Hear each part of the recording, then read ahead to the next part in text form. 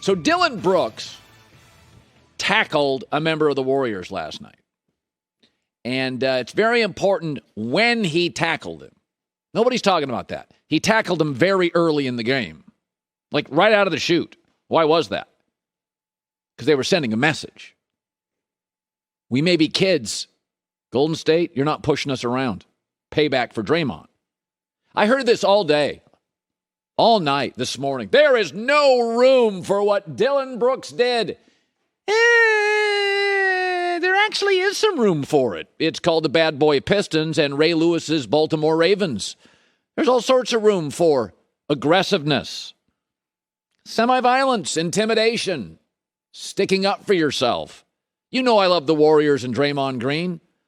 But y'all out there glamorizing the good old days of the NBA. This was 1992. They've done 30 for 30s on moves like that. You know what they never did a 30 for 30 on? The Denver Nuggets that scored 130 a night. Fat Lever, Dan Issel, Alex English. Y'all never did a 30 for 30 on that. They were pretty. You did it on the Knicks, who had no guys that could shoot in the Pacers series. Like two guys in the series, one of them, Reggie Miller, could shoot. They tackled each other. 30 for 30. Bad Boy Pistons, 30 for 30. MJ punched Steve Kerr, glamorized it. Oh, he knocked him down. He got hurt. Yeah, I don't want guys to get hurt. But you're the ones doing 30 for 30s. All the pretty, that Steve Nash Phoenix Suns team, where's the 30 for 30 for that? They were beautiful. There's also rules set up. So when you do this, there's a reason they have a flagrant 2, because it happens all the time. It happens all the time, and then you get punished for it. This didn't come out of nowhere. It came out of defending yourself. That's why Dillon Brooks did it right out of the gate. We're going to set the tone real early. You did that to our guy. We're going to do this to your guy. Codes get hacked all the time. And there's punishment for those who hack the code. But let's be honest about the code. The code moves a lot. It's sort of like America now has very flexible morality depending on what side of the political spectrum you're on. Your morals aren't mine. Your code isn't mine. Baseball's got a million unwritten rules. Yes, there's a code. You don't want to end a career. Nobody's career was ended. But Memphis is going to lose this series because Golden State gets so many great open looks. Last night, they were 7 for 38 on threes. The Warriors will win this series, but what was introduced last night was intensity, which the NBA sorely lacks in the regular season and needs more of. It was very big brother and little brother. And I don't like to see athletes get hurt. It was a very, very hard foul. But nobody intended for a player to go to the hospital when you hard foul them. But I've sat and talked to athletes like Meta, Ray Lewis, and they're like, I like to make men cringe. I like that sound when I hurt a guy. I know it's uncomfortable for your children watching now, but this is professional sports, not little league, and intimidation's a big part of it. And what Memphis was saying is, no. We're at our house. We're down. We saw the Draymond thing, and you know I love Draymond, but we're going to send a message. We may be kids. We may be the little brothers. We're not going to let you pick on us. We're going to set the tone real early in this game. And they did, and they're going to have a player thrown out. But there's a reason the league has this, because they deal with it all the time. There's a reason the NFL has a roughing the passer penalty.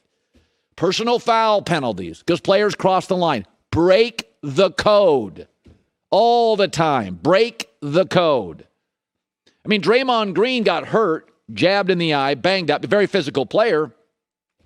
And they were cheering that when he left the court. So, by the way, the fans were saying, you pushed us, we push you, we're even. He makes $25 million a year, he can just be fine. Folks, we have a series.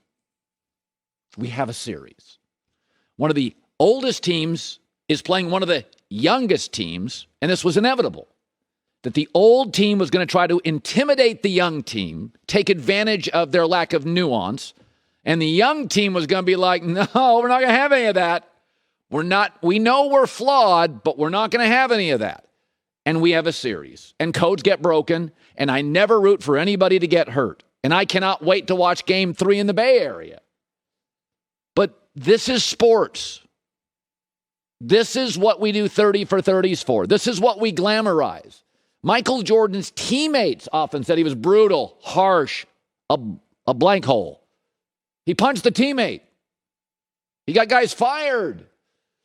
He got tackled. Michael Jordan, early in his career, literally after losing to the Pistons again, realized, I got to get stronger and bigger. Spent an entire offseason putting on 10 pounds of muscle. He's like, they're going to tackle me. Regardless of what the rules are, they can't stop me. They're going to tackle me. So I just got to get ready for the cushion. I got to get ready. I got to get bigger. I got to get stronger. I got to deal with it. This is part of sports intimidation, defending yourself. I don't love the result of it. But everybody going crazy this morning, this is outrageous. No, it's not. I've seen it since 1972. I've been watching this stuff for 40 years. It's why I love it. I wish the NBA regular season had more of this, which is, that was a little inappropriate. Inappropriate makes good sports. Never rooting for an injury. Never want anybody to get hurt. I don't like concussions. That's different. That's the result. But I thought Memphis was just saying, we may lose this series. We will not be intimidated. We will not be pushed around. And you sent a message, and we're going to send one right back to you. Not saying I love it, but I get it. Speaking of getting it, Ryan Tannehill took a lot of heat yesterday. And it's important when you hear the soundbite to listen to the tone. Sometimes you'll see words written down. You're like, that's harsh. I mean, people on Twitter, they don't even have a sarcasm emoji.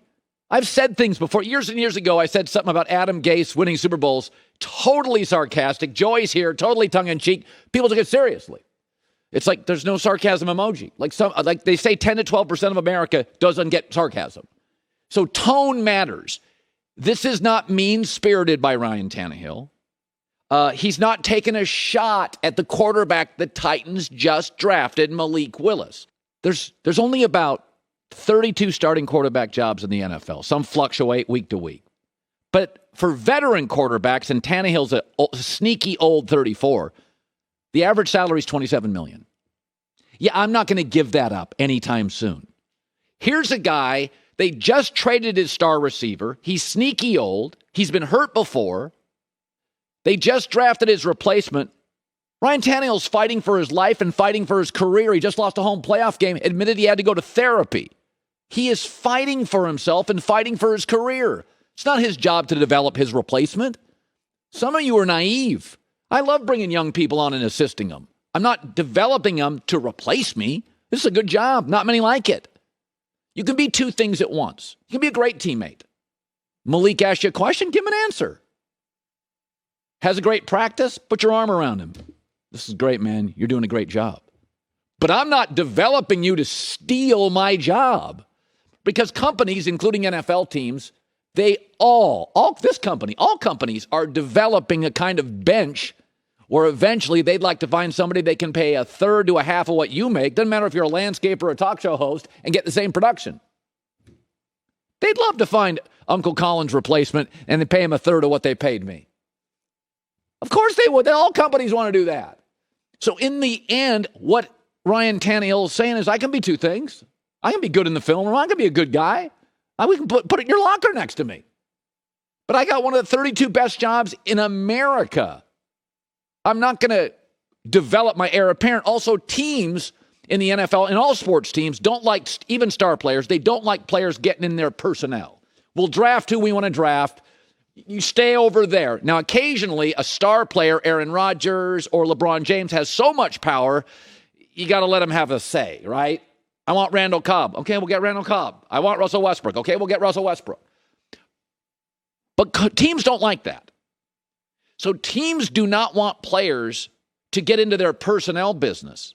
So why the hell should Ryan Tannehill have to develop players?